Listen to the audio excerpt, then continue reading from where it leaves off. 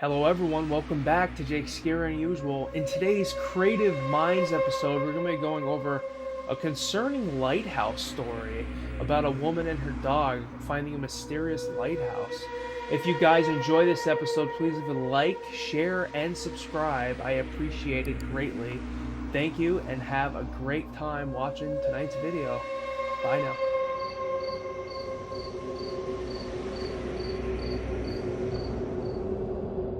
This one day in Maine, there's this woman and her dog, and it's getting close to the fall, so it's getting a little more chilly out. So she's wearing a little bit of a hoodie and a little bit of a throw over, trying to make up for the wind and stuff like that, especially being on the coast. You have that colder weather. She's making her way up this hill, and she sees off to the right what she never seen before. She lived in this town her whole life. She's in her 30s. And, she's looking off to her right, and she sees this lighthouse, this really eerie and spooky lighthouse. It is actually overcast that day. Not really too surprising, being on the coast and all that. But she goes up this hill, makes a right, and get into the lighthouse.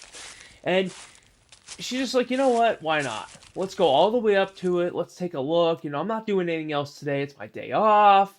Let's just have a good day. Let's check things out a little bit.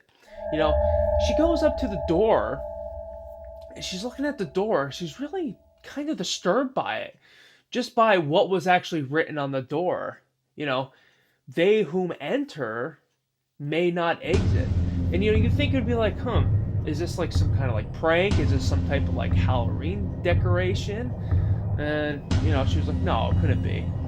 So she actually starts slowly walking her way around the lighthouse. It's a big white lighthouse. I'd say it's about 80 to 100 feet tall. And she's making her way, and it's really cool because there's this old like stone bricks, like they're like, I'd say like 6 inches by 6 inches diagonally, and horizontally. It's just like these like decent sized bricks sticking out of the ground. There's moss on them and everything, and there's this really cool like nice moss like little wall. It's about 4 feet tall off to her right, going around the lighthouse. So she continually makes her way around. And she sees off to the right side as she's making her way around the lighthouse. There's a ladder. It's a really old, rusty ladder. She goes up to it, tries to keep the dog a little bit away, like, hey, stay back, because it actually dropped about 40 feet. Actually went down to the cliffside, and there's a bunch of jagged rocks. And right below those jagged rocks, is that rush of just energetic water coming in. Just the tide basically just ravaging the coast. And she's like, oh my, like I don't want to get any closer to this. And she looked at her watch. She's like, oh, it's 2 o'clock. Let's go around the other side of the lighthouse. I didn't realize I was here. She didn't realize she was there for about 30 minutes already. Because of that magnificence of this lighthouse. It's just so epic in so many ways. She was so fascinated and taken back by this lighthouse, the beauty of it. And just kept looking up and just like, this is insane. So she goes around, and she actually realizes she has to watch now. She's making her way around the rest of this lighthouse. There's actually cracks all in the floor outside, and she actually steps on one of those cracks, and the whole foundation of that area lighthouse just moves a foot down. She thought it was going to slide off into the water, but thankfully it didn't. So she moved her way quickly around the rest of the lighthouse. She realizes there's some things in the back of that lighthouse that are actually engraved. And she's trying to make out what it says, but she really can't. She's like, what does this mean? So she makes her way around again to the front door, and she's like, you know what? It's Saturday. I have tomorrow off. It says, those who enter may not exit, but she's like, you know what? I'm sure it's just a prank. Some kids probably put it on the door. But from what she realizes later on is that it was actually engraved in the metal. She didn't really pay too much attention. So she actually says to the pup, she's like, hey, I'm going to tie you up on this post. There's a lot of neighbors around here, it seems. It's daylight. They're probably like, oh, it's probably the owner's dog or something. It's fine. So she let the dog tied up out. There's a little dog, a little white fluff ball. And she opens the door, and it creaks, and there's nothing else going on around her. So all you can hear is this echoing creak of the door opening. And it was really annoying but it spooked her out. It gave her chills down her whole body when she opened this door. She goes in, she closes the door, says bye to her dog, and she looks up the ramp, this really steep stairwell, and she realizes that some of the stairs are missing. And they're wooden stairs, which is really strange. You think they would have, invested in some metal stairs, consider being a lighthouse with rot and all that. But she starts slowly making her way up. And there is a trap door actually at the bottom there that she forgot to mention, earlier on, is actually when you open that up, it actually goes down to a basement, but it was actually all flooded, which is really strange. Why would it be flooded so high up like that? But, after she did that, then she starts walking up the stairs. And she's walking up, and she looks off to her left. And there's actually a kitchen there. And it's really old. Everything's rusted. The cabinets are open, There's actually some crabs in there moving around. And it really didn't make any sense. And she looks at the ceiling, and there's some bats hanging upside down. It's like, this is a lighthouse, It was actually pretty darn dark in there. And she's just going up the stairs and it's creaking, she hears some things. She even hears an owl. And it just, everything started not making much sense. And as she's walking up, it starts getting darker. Even though there's cracks in the supports and, inside the walls from leading into outside light, she's still seeing it got darker. And as she went up the stairs more and more, now she's about 3-4 stories up, it's pitch black in there, even though there's cracks. She can see the light coming in, but it's not lighting up the lighthouse anymore. Nothing was really making sense at this point. She didn't really know what to make of this situation. It was really just off-putting in so many ways. But so she continually walks up the stairs. She actually gets out her phone flashlight. Luckily, her phone was fully charged, so she was actually able to use it and not have to worry about too much. But even that, when she got to about the 5th story and she looks off to her left, there's actually a room there. And it's so dark at this point, even the light isn't really doing much for her.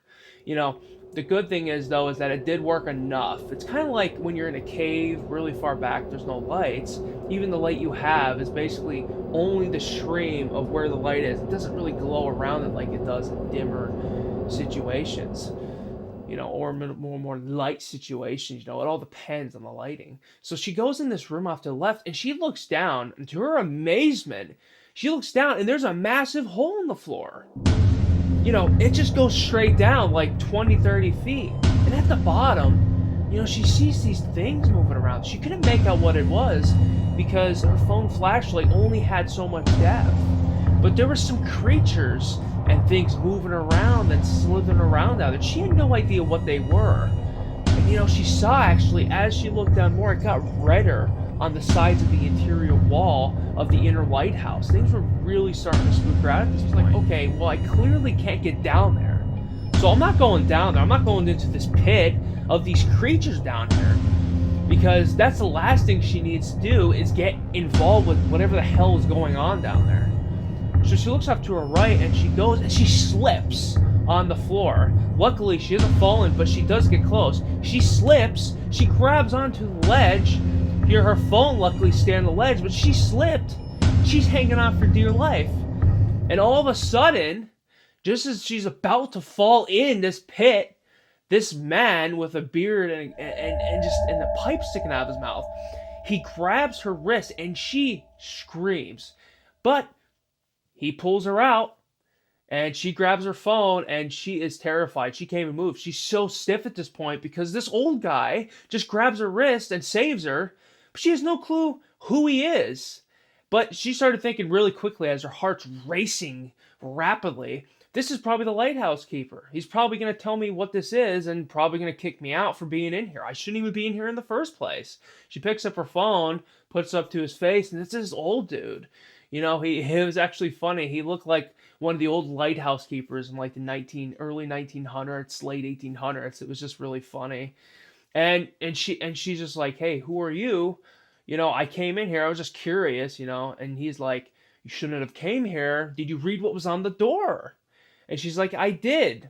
And he shakes his head and nods. You're never going to leave this place again. You should have never came here. This is a labyrinth. It never ends. I've been stuck here since I was told to man this post back 150 years ago. And the worst part is, she didn't realize when he said that, is that you don't age in this place. He's been the same age since. He was going to do that as a retirement job, back in the 1800s. At this point is in the mid 2020s. And this lady at this point is like, this sucks. This is not what I wanted for my weekend. No one's even going to know where I am. And then he says to her, I haven't aged at all in here. I don't eat. I don't need to drink. It's like constant limbo. And the worst part is, I'm pretty sure time doesn't move when you're in here. So it would be like a dream. You know how some dreams you have, you don't feel like it's been a whole day or a whole week or a whole year? Well, it's like this situation. You're outside of time itself. It's just very spooky. It's like, what the hell do you do in this situation? So her brain starts going all over the place. She's panicking. But he just grabs her shoulder and says, it's okay. I think I have an idea. No one else has ever walked in here before. But I can assure you that I think we can find a way out now that you're here. You can help me. And she has some sigh of relief, but not much, because he's been here for so long. What difference is that going to make at this point? So they start making their way up the rest of this stairwell, this old wooden stairwell, and it's getting darker. But, she's optimistic, and it's nice because he had a lantern, and that lantern actually never goes out. He actually said on the walk up there. And he actually told her a few other unique stories about those creatures in the pit. And those creatures have actually been in there since the beginning. They're actually in there as a trap. They were meant to actually get the old captain, the old boat captain, the current lighthouse keeper, to actually fall in to take his life. They were actually there to put him by the original owner of that lighthouse. And that original owner actually designed the lighthouse too, this labyrinth, this sick curse and this sick wickedness that was put here. So they're making their way up. They're about 70 feet up now, or actually 8 stories actually. So a little higher than that. And, there's this room off to the left, and it's actually his bedroom. And he sits there, and she sits down, and he's like, just take a second, breathe. Let me make you some tea. And, it's funny because she remembers that. She's like, well, he said you don't have to drink or anything. And as soon as he said that, and she thought that, he goes out and says, I know I said you don't have to drink, but it's nice to have something warm in this cold, cold place. And she just kind of gets a sigh of relief. For some reason, she has this trust in this man, that she doesn't even know. It's just one of those situations. It's like, it's like actually relieving to actually hear something like this from someone. It's just like, the peace of knowing that, I think I can actually trust this guy. It's just that feeling. I don't know. It's just had this overwhelming peace in her. But he makes the tea, some green tea and stuff, and she drinks it, and she's just relieved. And he goes on to actually tell her about the top of the labyrinth. And he actually said it's quite a bit of trek up still. It was about another 10 stories they had a trek. He didn't go into detail what was up top. All he said is there was light. And so she finishes the green tea, she puts it down, and she says, okay, I think I'm ready to go on and venture up the rest of this labyrinth because I want to get out of here. I want my dog back. I want to be able to do and see my life again. And he just does a slight grin and laughs. He says, what's your name? And she's like, my name's Angelica. What's yours? And he grins and says, you'll find out soon, but I can't tell you now. So he gets up and leads the way, and she follows behind.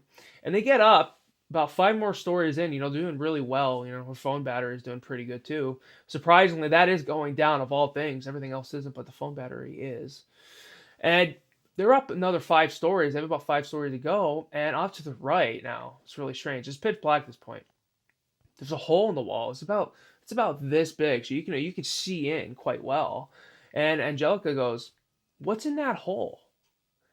And he looks and he says, there are things in there that you never want to see in your living days, or even after death, which will come someday, and it won't be in here.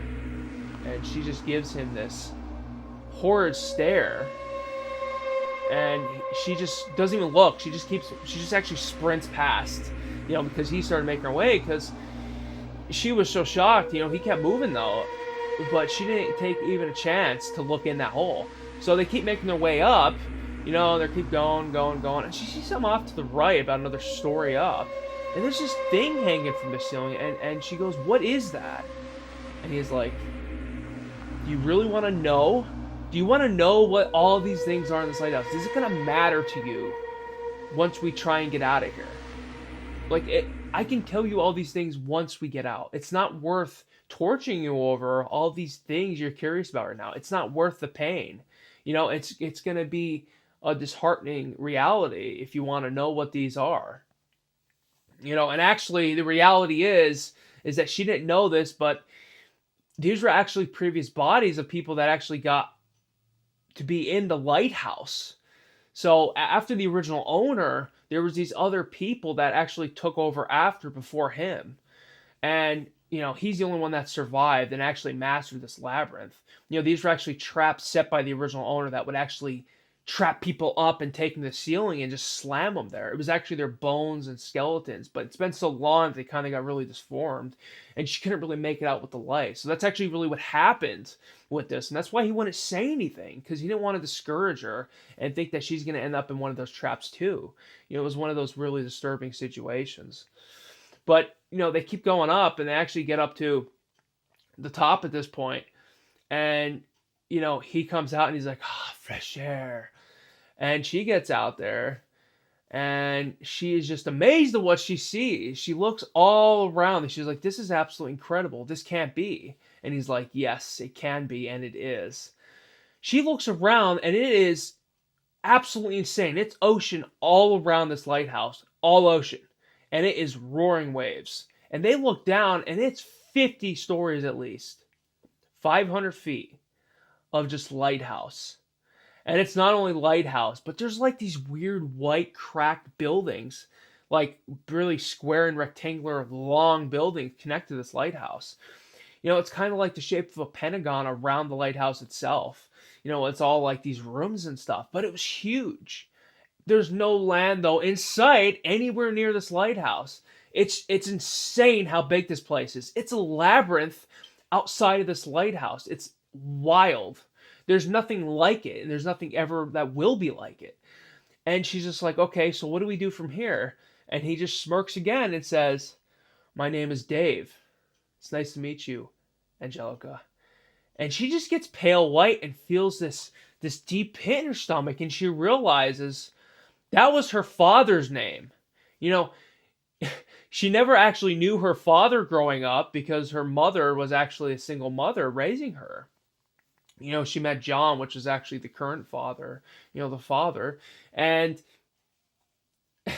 it's just crazy because Dave is actually her father. This is the lighthouse keeper. And this is what blows her mind because she felt this immediate connection with him.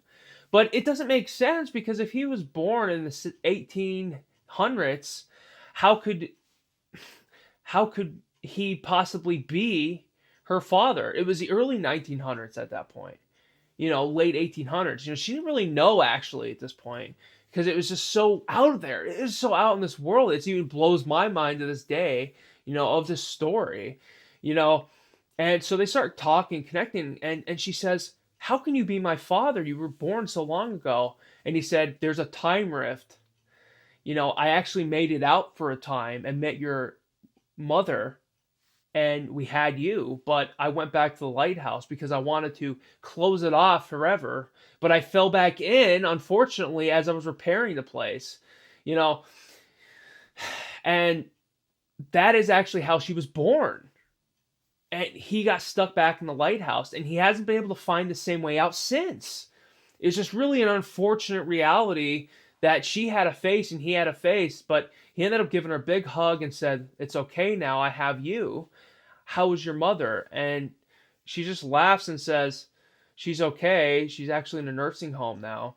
And he just was shocked. He's like, "How long has it really been?" And, you know, she said it's been 30 years since she heard about you. And, this girl is, in her 30s at this point. And she's just shocked that she actually met her father. And it's been so long. Her mother just went in the nursing home a few years ago. Only if that she actually stumbled on this before, they actually could have found the way out together and reunited as a family. It would have been awesome. But, he goes on to tell more stories about the lighthouse and these labyrinths off to the side. But he says, I have an idea. He says, there's these two areas in the middle of the top of this lighthouse that has feet marks. And they actually fit our feet. So they actually walk over there. He already knew that they fit because he had a feeling something was going to happen. Someone was going to come in and this was going to be solved. It's like it was put there but needed a certain amount of something to actually change this whole situation. So he stands there and she stands there in the feet mark. They hold hands and he says, I need to pray with you, daughter. I need you to pray with me. And they start praying. They actually say the Lord's Prayer, which is really interesting because you're like, okay, why are they praying? Well, how is that going to help the situation? Well, it somehow does, because as soon as they start praying it, the whole labyrinth starts shifting. It starts quaking. Everything starts moving. Insane movements and just all this craziness starts happening here in this labyrinth. And actually, the whole lighthouse transforms into a magical garden.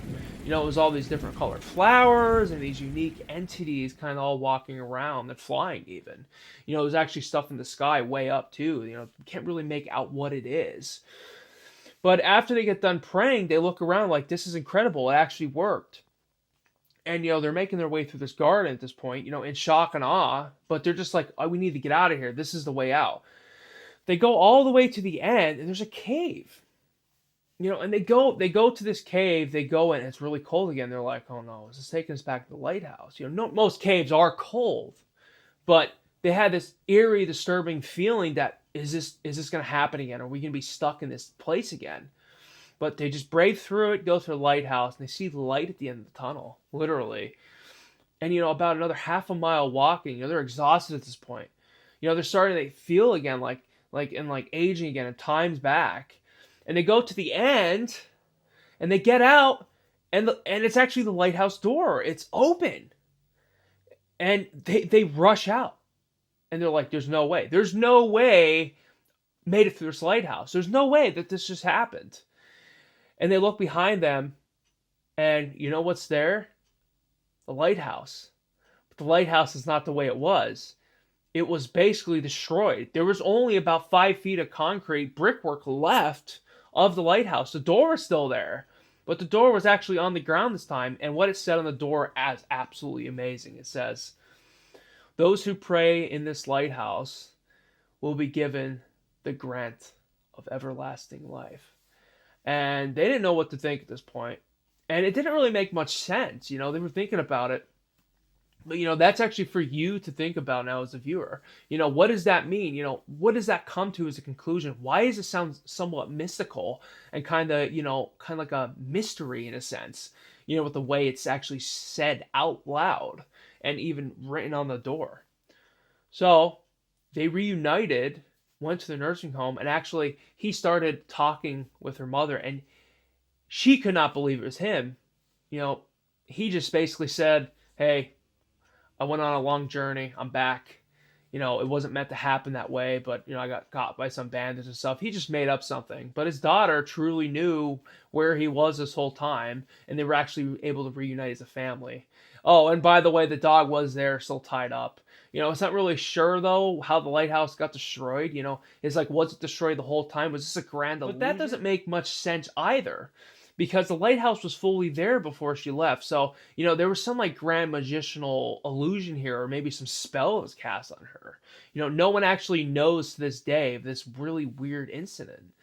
But, they all make up, and actually the mother starts coming out of her, she has Alzheimer's and stuff. She starts coming out of it. She changed her diet and everything, and things start getting better for her, and they actually move all in together. And, it is actually a great experience. And they have the dog, and, everything is so good now. It came from a horrible experience in the middle of it to an okay one in the beginning to actually fantastic ending, them all reuniting. And the mother forgave him, of course, because, she had eternal love for him. It was absolutely a beautiful story. But if you guys enjoyed this Creative Minds episode, please like, share, and subscribe. I appreciate your support. A lot of work goes in these videos, and I will continue to make and improve these videos. And I ask for suggestions always. Guys, again, have a great night and a fantastic day, and I'll see you next time. Farewell.